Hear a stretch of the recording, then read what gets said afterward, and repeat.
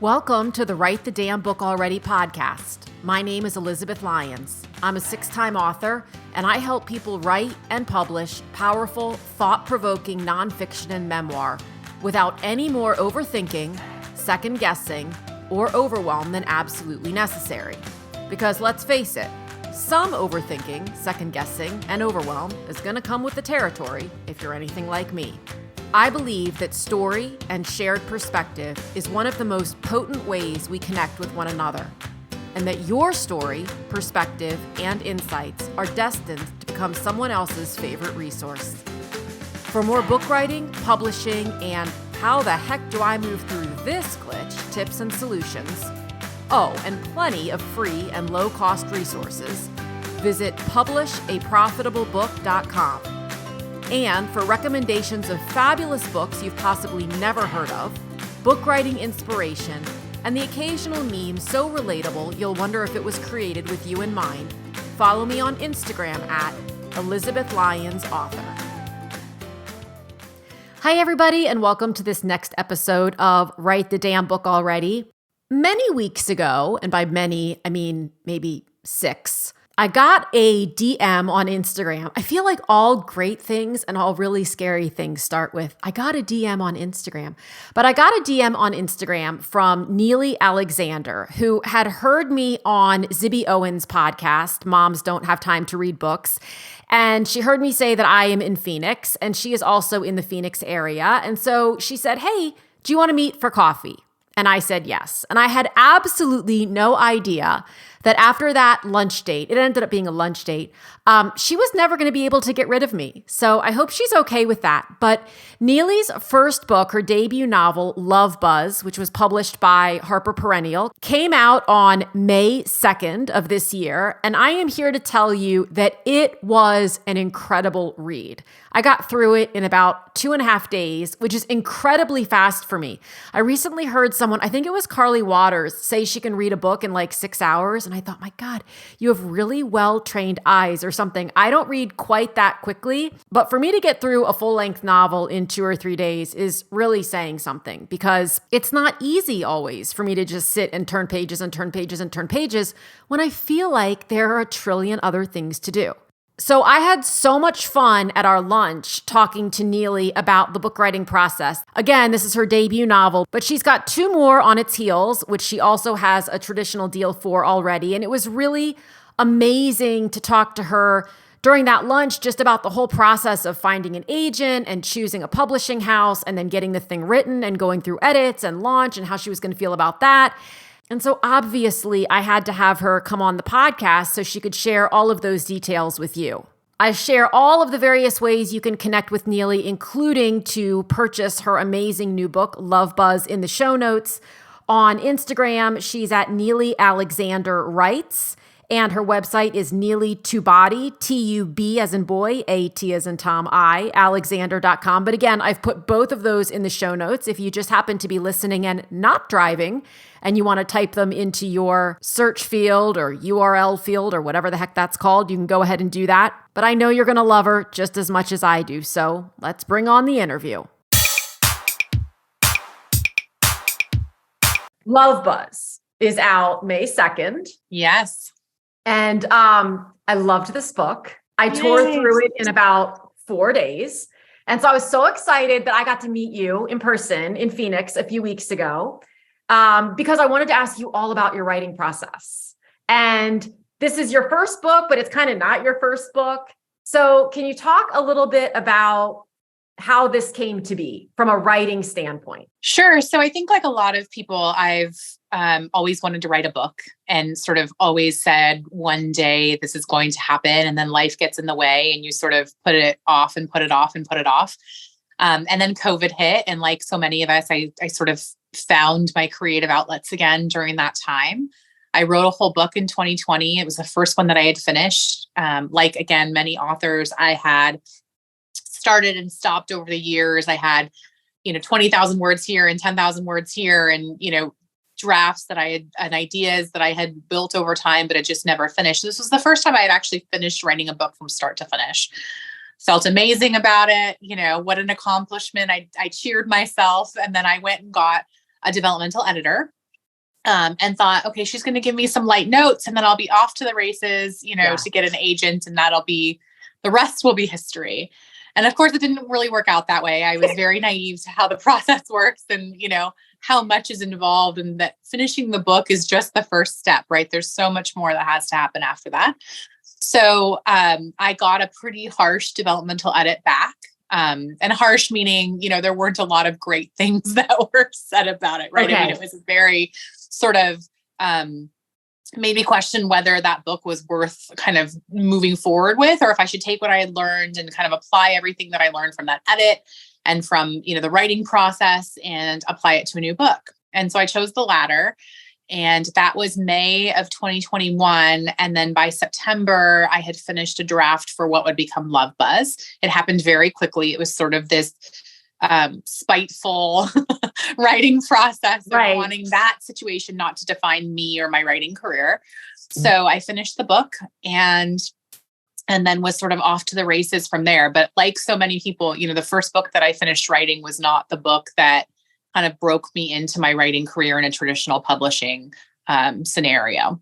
So did you hire a developmental editor for the second one after your first? I did not. Okay. Yeah, I did not. So I certainly had done more research and educated myself more. I mean, the first time I just had no idea how any of this worked. And I went into it so just not knowledgeable about how the process or the industry worked. I didn't write a query letter. I didn't know how important they were. There were just so many things on that list of things that I did not know or understand. So I decided not to. I had read a lot about, is it worth paying for? Is it not? And of course, just like anything, not all developmental editors are created equally. Sure. There's some really amazing ones out there. And there may be some that wouldn't necessarily benefit you if they haven't gone through a traditional publishing cycle or don't understand that world. Are they going to really benefit you in terms of making it more marketable, if you will, from an agent perspective? So I decided not to. I did a lot of editing myself, though. And ultimately, it goes through so much editorial work once it's acquired. I've also seen things that say, you may not want to do too much because it's going to get changed anyway. So I think the jury's still out on sort of whether that is a necessity for before you go out on query. Okay. So then you went out on query. And how did that process go? How did you even identify? Did you have kind of a list of dream agents that you really wanted to work with? And then how did you narrow the pool down? Because of course there are a quadrillion of them out there. Yeah, there are a lot. So I had been acquiring a list, and that list came from a variety of different places. Some of it was looking in the acknowledgments in the back of the books that I loved, that I felt like were in my genre, of who that author's agent was. So I used Query Tracker, which is an amazing, amazing tool to look at agents. If I didn't know an author, who their agent was, to be able to find it there. I looked up popular agency sites and looked at who their agents were and what are the types of books that they were acquiring. Everyone wants something a little bit different, right? Every agent has a wish list. I looked at who was actually open to queries, because a lot of times agents will close to queries during certain periods of time. So it was a lot of work and a lot of research to build that list. And I think ultimately I ended up with about 60 agents on that list. I didn't end up querying all of them, but I think I had about 60 agents on that list. Yeah. And it was a combination of all of those things. And how did you then end up with how did you select the one that you selected? I mean, obviously they selected you, and then how did you make that decision? Yeah. So that was a really fun time. So the end of 2021, I received so I'll take a step back. I had been going through the querying process for about 3 months and was getting kind of a mixed bag of responses. I had gotten direct no's. I had received some full and partial requests. So it was really not a great gauge of, is this going to work out, or, do I need to pull it back and work on it more? I really didn't have a sense, because I was getting requests, but I was also getting no's, right? And it was kind of a combination of both. So in late 2021, I received a revise and resubmit from an agent. And a revise and resubmit, for those that don't know, is basically when an agent comes and says, hey, I really liked, XYZ about this, but I think there are some major things that need to be reworked. So whether it's plot types of things. And it's an opportunity for them to say, I'm not fully counting you out. And they also want to see kind of how would they work with you, right? For an agent, it's a big decision to choose to work with you. Are you open to changes? Are you open to critique? How fast do you work? How do you take editorial feedback? So it's sort of like a test, I think, from an agent perspective as well. So I received the revise and resubmit. I worked on it through December and then sent it to her on January 1st. And all of her notes were fantastic. And I agreed with them once I saw them. And it's sort of these things that you don't see yourself when you're so close to it, but then someone points it out to you and you're like, yes, of course, that makes so much sense, right? That's the beauty of an editor. And so I made those changes and sent it to her January 1st, and I didn't hear back for a month. Okay. And I thought, okay, she doesn't like it. She hates me. And then on February 1st, I thought, well, I'm just going to follow up. I followed up and she said, oh my gosh, I didn't see this. So she reviewed it within a couple of days and then requested to schedule the call. And it was, the call is the call that you essentially assume you're getting an offer from. You don't want to assume that, but it's usually the case. She made me an offer of representation, which was phenomenal. And I would have been so happy to work with her. But I took that opportunity to then reach back out to a handful of agents. I think I reached out back to 8 in total. Who either had fulls or partials still out, who hadn't responded.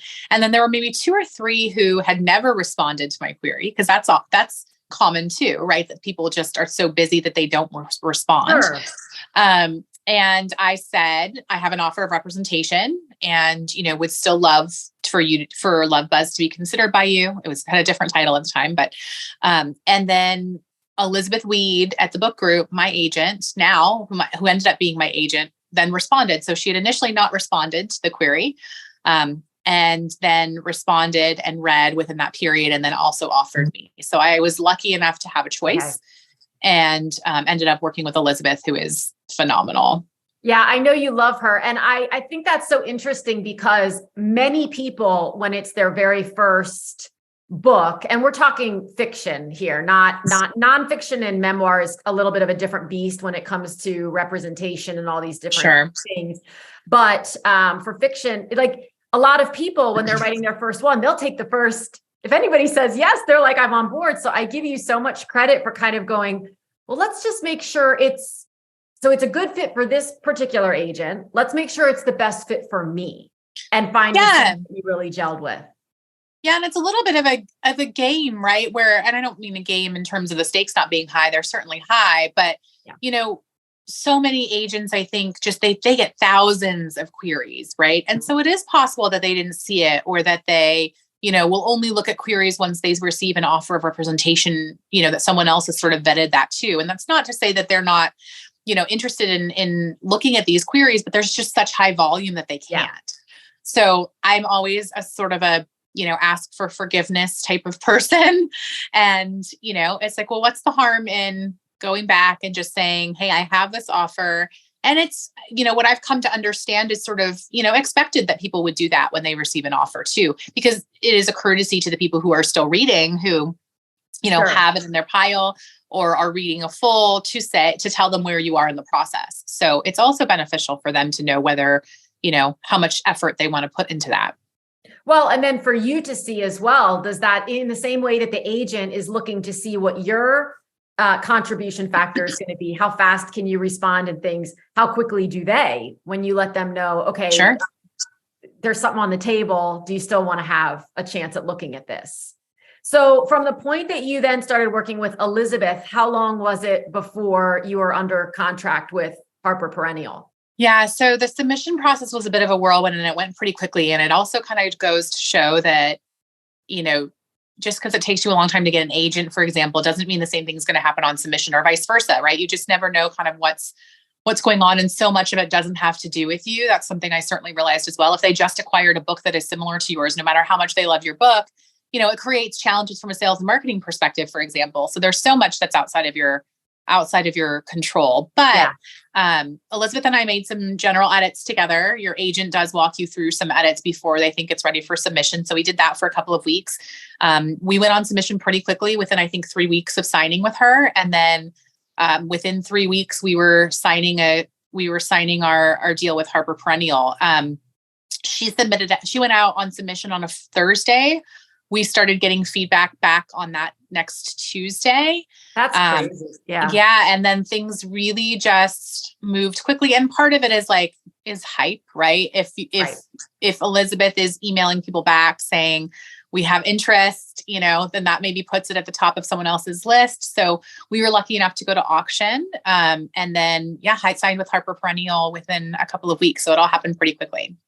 Well, and one of the things that we were chatting about when we had lunch that I thought was really interesting is that platform, air quote, requirements from not only agents, but certainly editors at the houses are so different for fiction versus nonfiction and even memoir. So nonfiction memoir, they really want you to have a big platform and an engaged platform. And that's why a lot of the people that I work with are hearing so much about that and feeling like, oh my gosh, if I want to go with a traditional house, I can't go out and try to secure an agent or a deal until I have this proven platform. But with fiction, it's a little different.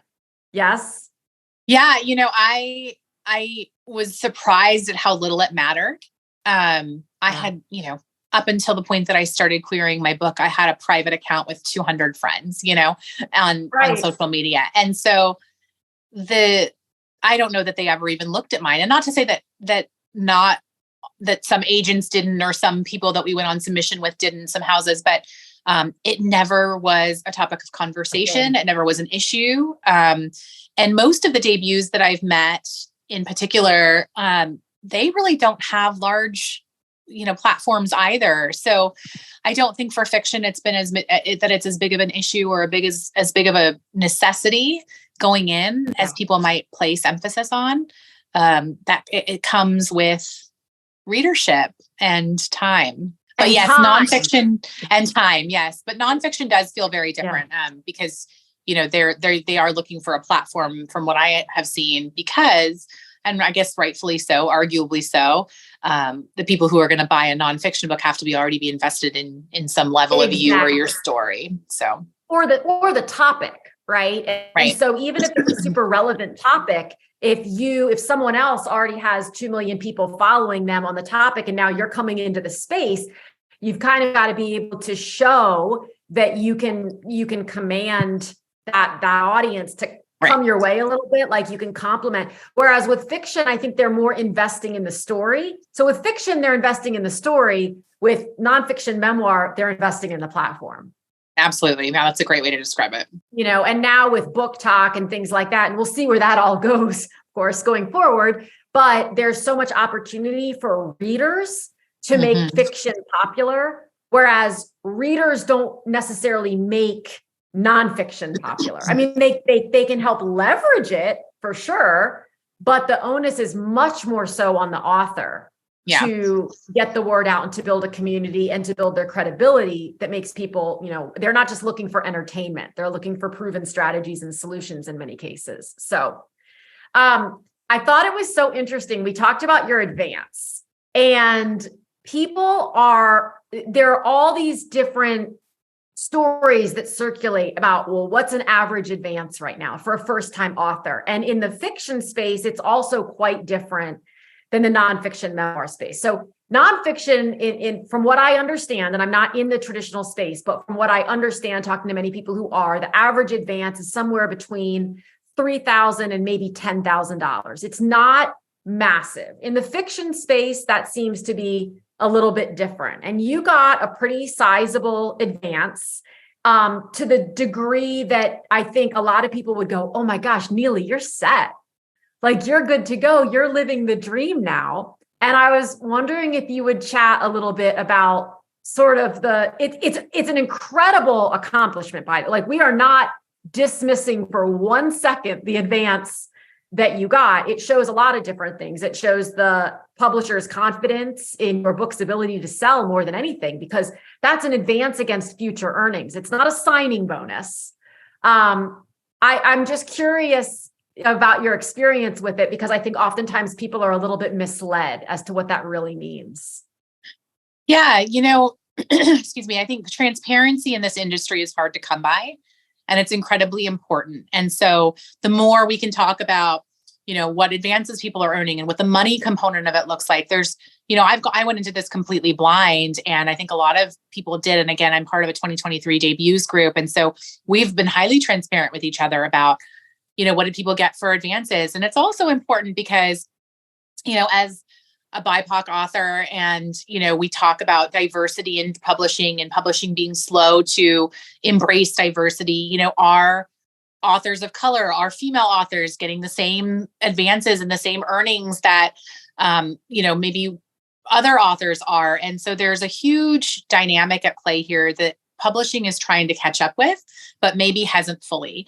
And so that transparency is important, so people know not only what to expect for themselves, but to understand where they fit into the marketplace, and if they are in fact lining up to, what could be expected. That said, there is no norm, right? Right. It is across the board, just a very subjective thing. If we learned anything from the Penguin Random House trial, it was that, there is sort of no rhyme or reason to how some of these decisions are made.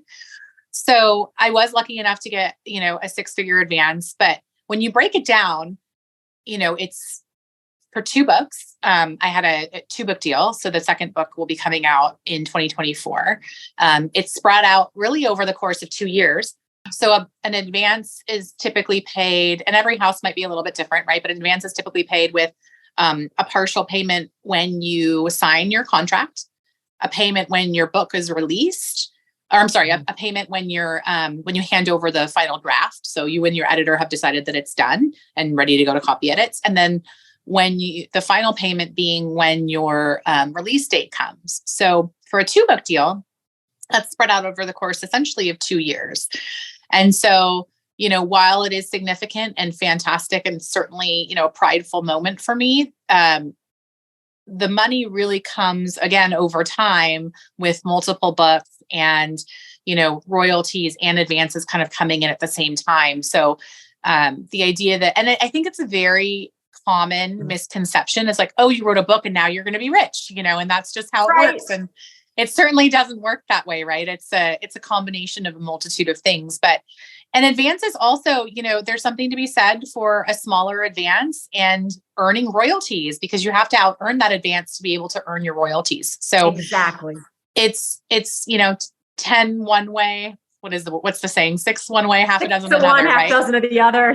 Yeah. So, yeah. And there's something to be said for the pressure that comes with a large advance too. As a debut, there really is no way to fully know whether you're going to sell well. And, it's great to have that faith of your publisher, but it's hard to know. And that's a big pressure point, knowing that they may potentially lose money on you. Well, and so it's over the course of multiple years, 15% goes to your agent. Lots of times authors are taking, and in many cases, they're expected to, or they feel, as you just mentioned, the pressure to invest some of that money back into PR and marketing and those sorts of things, because you feel the pressure of, oh God, if it's, let's just use the number. If it's a $100,000 advance, that means I essentially have to sell 100,000 books, not you personally. 100,000 copies have to sell before I'm going to make another dime, and before the publisher is going to make back their investment in me. So there is this sense of, like you said, oh, I've got it made in the shade. I was talking to Megan Tatey, whose book Super Bloom comes out, I think the same day as Love Buzz. Awesome. They go great together. Get both of them and sit on the beach and enjoy it. But she was saying that a lot of her friends said to her, oh, now you can get the Cape House. And she was like, what, guys, this is not how this goes. It is a marathon. Yeah. I should say there are other ways for income in that process, right? So every time you sell a foreign right, for example, if there is a film option, right, these are things that can add up, but none of them are typically as large as that initial advance potentially, right? And it also depends on if you're at a big 5 versus a smaller publisher. A smaller publisher will likely pay a smaller advance, but they may do a ton more from a marketing perspective, right? Because you are, one of 5 instead of one of a couple hundred. So it really just depends. And the advance is, while important, especially if you spent, years of your life working towards this, it's not the end all be all in terms of defining the book and its ability to be successful by any means. And I think that's such a great point, is there's so many different variables that you have to look at when it comes to that advance, because right, big advance, more pressure, et cetera, but also great. Smaller advance, less pressure, maybe more marketing, maybe not. I mean, these are just all questions that authors want to ask when the offers start coming across. So how is that process for you all in weighing the different offers? And I'm not asking who else bid on it at auction, but how did you ultimately make the decision that Harper Perennial was the best choice for this book, or these 2 books? Yeah, there were so many factors that at the time I didn't consider, in terms of, you spend so much of the process with your editor, and your editor relationship is incredibly important, because they are the one who not only edits your book, but really walks you through and kind of is your liaison through the entire process. So they become your advocate within the publisher. They are the one who, is ensuring that all the steps happen correctly. So that relationship with the editor is really important. I didn't necessarily know that going in, but I was so happy kind of tenfold that I, made the decision that I did, because I connected so well with my editor. So I'd say that was a big component of it. They had not only the editor on our call, but the publisher, the marketing person, and the publicist. And that was, they were the only folks to do that. And that was really impressive. It really made me feel like they believed in the book. They had a team behind them. And, it was hard to make a different argument, quite frankly. Yeah. So when you were originally querying, did it ever occur, did you ever consider either self-publishing or going with a hybrid publisher, or for you, was it always traditional or bust? Which it is for many people. Yeah, I was a traditional or a bust. And I think it was because, there are pros and cons to both. My writing group consists largely of people who are self-published. But I knew for me, there were certain things that I wanted to achieve that I shouldn't say only, but that traditional publishing had a better chance of me gaining access to them and by doing it that way. I wanted opportunity for commercial success. I wanted, the best chance at selling the most number of books. I wanted chance for lists and things like that. And maybe not on my first book, but, over the course of a career. And I knew that was going to be a much harder road in a self-published way than it would be in a traditionally published way. And there's pros and cons to both. I mean, I'm still, you as an author are still very much doing your own marketing and publicity and, doing a lot of that activity, regardless of which side of the coin you're on. But traditional was a better opportunity for me to achieve my personal goals within the writing space. That makes total sense. So writing groups, can we talk about this for a second? Yeah. Because I think especially when you're writing fiction, but even nonfiction and memoir, they're so helpful for accountability, for support, for people to kind of read over what you've written and give you some feedback, and vice versa. I think it helps to make you a stronger writer by reading other people's work. And what was your process for finding a great writing group? Yeah, I'm so grateful for my writing groups. And I've been with both for, I think over a couple of years, both of them. Okay. And one was through the Moms Who Write group on Facebook, so that they were doing a matchup, and it was people within your same genre. We're spread all over the country, but we get together on Zoom once a month. And we have a Slack group that we're constantly chatting and asking questions around. And it's sometimes silly questions about, I need to name this person. And sometimes it's, will you read this chapter? Right. So it's just a constant support system. And I find, are often the people that I go to celebrate things, because, no one understands some of these things the way that book people do and the way the authors do. If you get a starred review from somewhere, or, so-and-so followed you on Instagram, right? Whatever those things are, it's a big deal for other people who kind of understand it in a way that, maybe people who aren't part of this world wouldn't. So Moms Who Write is a great group. And then my second one was through the Shit No One Tells You About Writing podcast. They did a matchup as well. So yeah, both of them worked out fantastically. Yeah. We're all still together, and I would not be able to do this without my groups. Yeah, I'm hearing that more and more is the value that people have for their groups, which I completely understand. So Emily Giffen, can we talk about Emily Giffen blurbing the book? Hello. Yeah, it was a highlight in this process for sure. Something you shared in the writing group. Yeah. So exactly. Yeah. So Emily Giffen doesn't know this, but I basically just kind of pummeled the universe into making this happen because I just kept putting it out there, kept kind of putting it in different inroads, whatever inroads I had towards her. And so we share an agency, not an agent, but we're at the same agency. And so my agent has obviously connections to her agent. And so we sent her the initial bound manuscript. I was commenting on all of her things on Instagram. So she's good friends with Allison Wynne Scott, who also blurbed for me. And so, it was just this sort of, Allison held up a book. This is a funny story. They had an Instagram live that they were doing together. And I just happened to join. I don't join Instagram lives very often, but I was, home alone. I was working and I picked it up, and Allison held up my book to Emily, and I screamed, and I was so excited. And, because I've been a fan of hers for my entire adult life. Sure. I have every single one of her books up here somewhere, but, and then she read it, and thankfully she really enjoyed it, and she blurbed it. It was unfortunately not going to be on the cover because that would be my dream, right? But because we had already gone to first print, but hopefully if we're lucky enough to get to a second print, it'll be on there. But yes, that was definitely a highlight for sure. And I think it goes to show, just ask, right? Ask people. And, it's sometimes people won't respond, and that's fine. And then you're no worse off than you were before. But it's constantly surprising to me how giving this community is and how just selfless authors are. I mean, we all have so much going on and so much on our plates, but the fact that, so many, authors that I love and respect were so willing to read and, take the time to blurb is just, it's amazing. And so always ask.